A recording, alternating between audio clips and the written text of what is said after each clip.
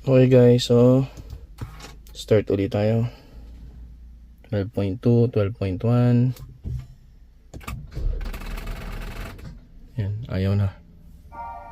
So ulit. Kinaya pa rin.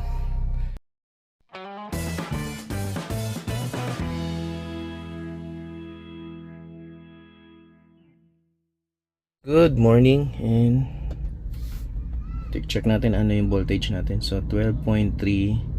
So meaning to say, ayan 12.2. Meaning to say, mag-i-start pa dapat yung sasakyan natin. Pero guys, ngayon yung na-experience ko, pabago-bago na. Minsan hirap na mag-start yung sasakyan, no. Pero so far hindi pa naman ako gumagamit ng pang jump start, so kaya pa rin naman niya. Kaya lang since sunod-sunod ang lakad ko next week, ayoko nang magkaroon ng problema, no. So ngayon pa lang papalitan ko na rin siya. So tapakan natin yung preno, tingnan natin kung mag-start pa. Ayun, nag-start pa siya. Ayan, so nandito na tayo sa Motolite. Palitan na natin.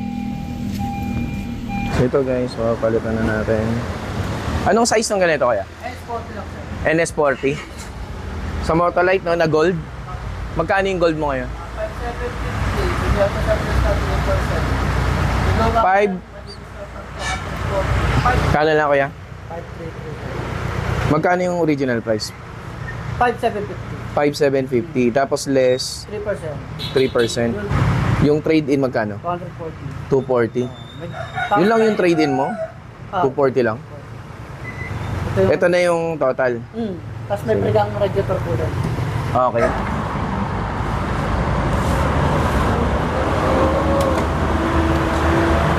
Stop mo ano? Ilan pa ngayon ba? 12.6, no?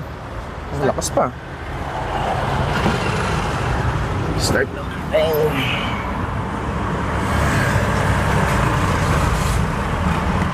Pero hirap na rin guys talaga. Ang tao mag-drop po ano lang po. So sa cranking 8. Pero dapat sa cranking ano 10 pa dapat? 10 pa rin.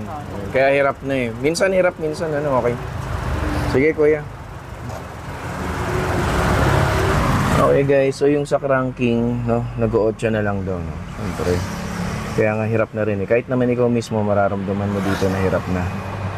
So palitan na talaga natin. Kita niyo naman kung magkano yung amount. May 3% na less, tsaka 240 pesos na in exchange doon sa luma nating battery. Ito yung papalit. NS40.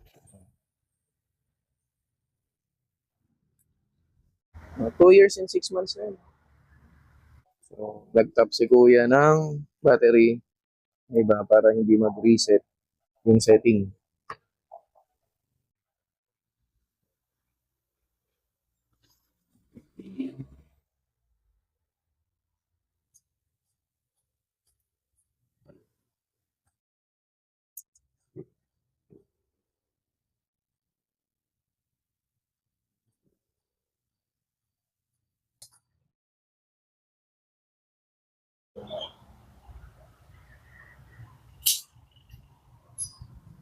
May libre akong coolant, kaya lang di ko na kinuha kasi kulay green.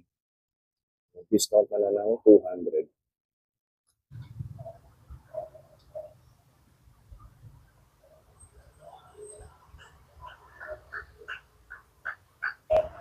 Okay, so start natin.